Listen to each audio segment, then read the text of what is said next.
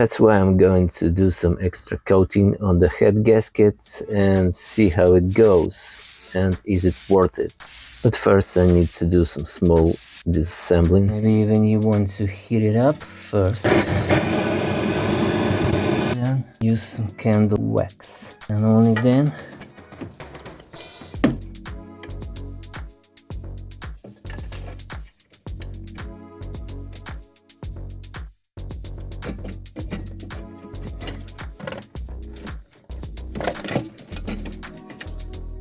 what a removal.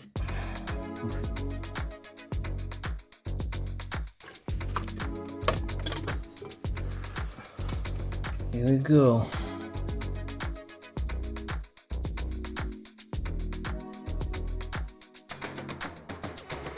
And of course, if coolant will get inside of the combustion chamber and burning there, most likely glow plugs will have this kind of colored deposits on them.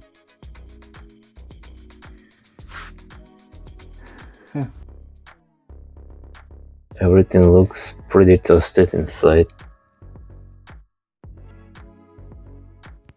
Sealant on this type of gaskets on this engine is not covering all surface of the gasket, so I think I'm gonna do this.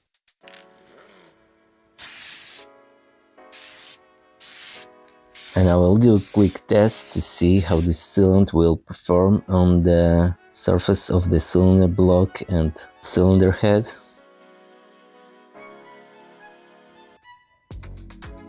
Gasket in place.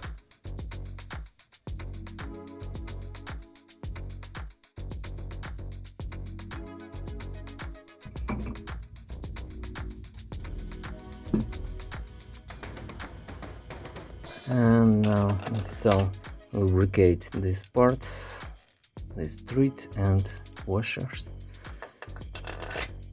and install bolts and torque them down and assemble everything else in order of removal.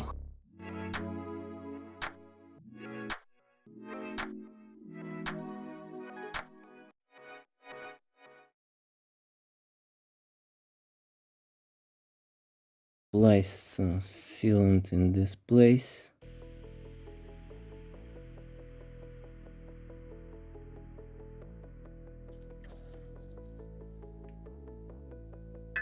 And install.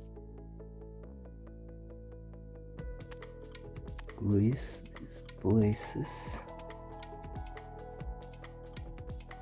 And right before camshaft installation, you need to preload intake camshaft split gear. So hold camshaft, then turn front piece of the split gear anti-clockwise until two holes line up. Then insert 6mm locking pin or bolt and you're good to go. Intake camshaft ready for installation. And in case if you don't do this, your engine will be running like junk.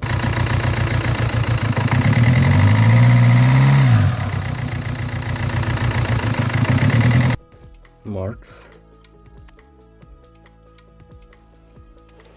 Align.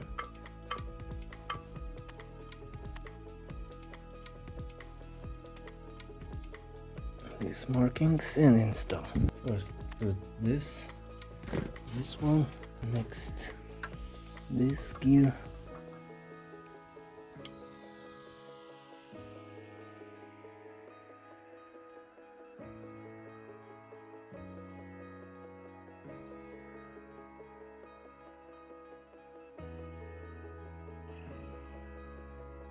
and tie them up. After this, you can remove this pin from the camshaft. Every mark on the chain and sprockets in position.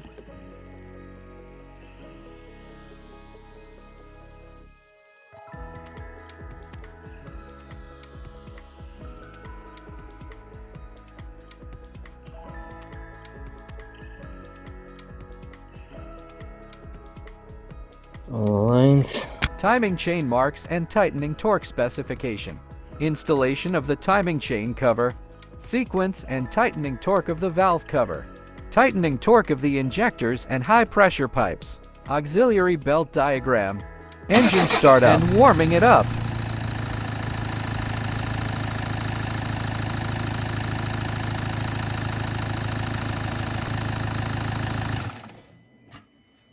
Now I will undo all the bolts. Attention! Unscrew the cylinder head bolts strictly in the specified sequence. And see what's going on with this Permatex on the gasket. Permatex sealant for the gaskets. 1, 2, 3, let's go. Boom, boom, boom.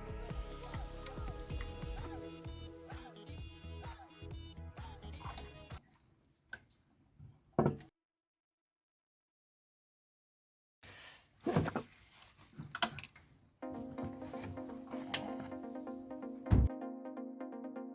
So the engine ran for 2 hours, it warmed up to 90 degrees, and after that gasket and sealant on its surface looks like this. And now let's take a close look.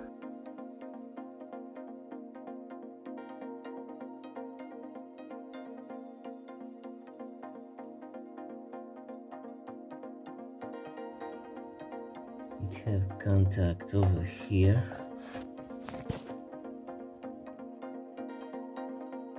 All these spots. And over here. And over there.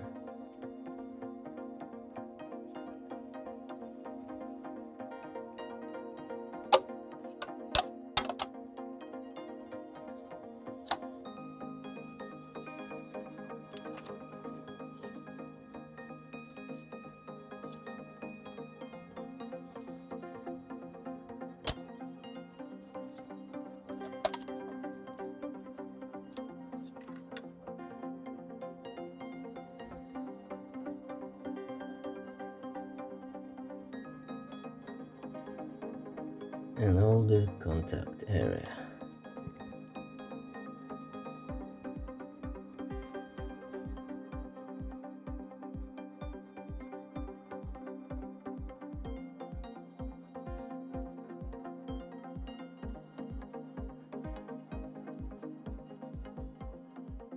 And this is how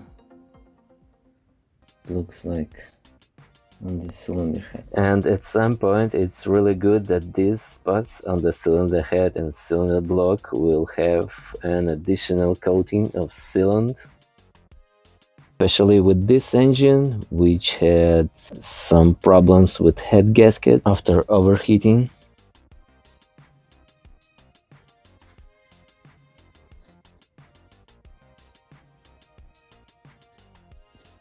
Now let's look on the gasket from the other side. And yes, it's covering all the spots where the original sealant doesn't cover at all.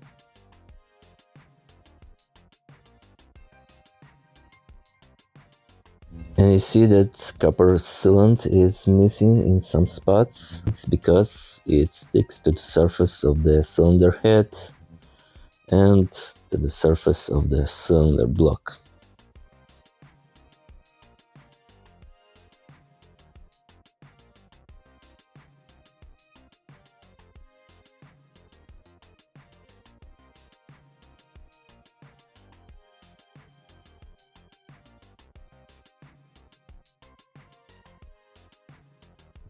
So I think this sealant works fine because it covers these areas where this gasket doesn't cover at all. I mean these places. This gasket sealant doesn't cover these places. And in this.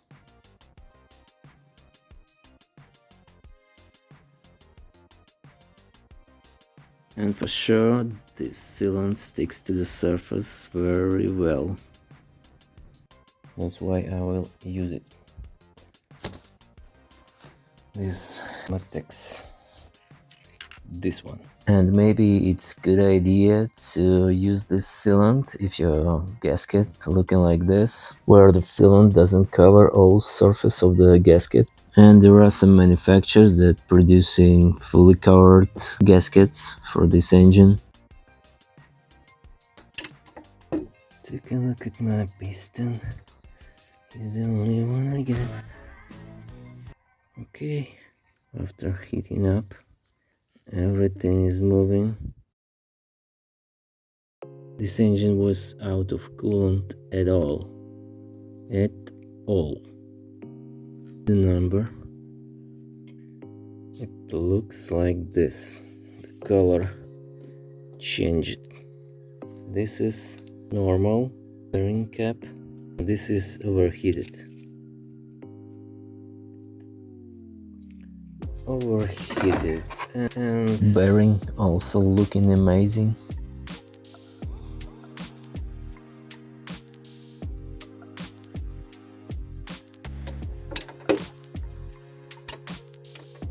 Let's have a look. This side and this. Small scratches. Okay, Hyundai. And piston rings are not in original setting position. But I didn't expect them to be in that initial position, because this car was on the run since 2010. Should be like something this way. Piston rings and gaps installation position. Clearance in piston ring and gap. Connecting rod cap tightening torque. Cylinder. And here we have some small scratches from the piston rings gaps, but they are not so deep. It's really on the surface only.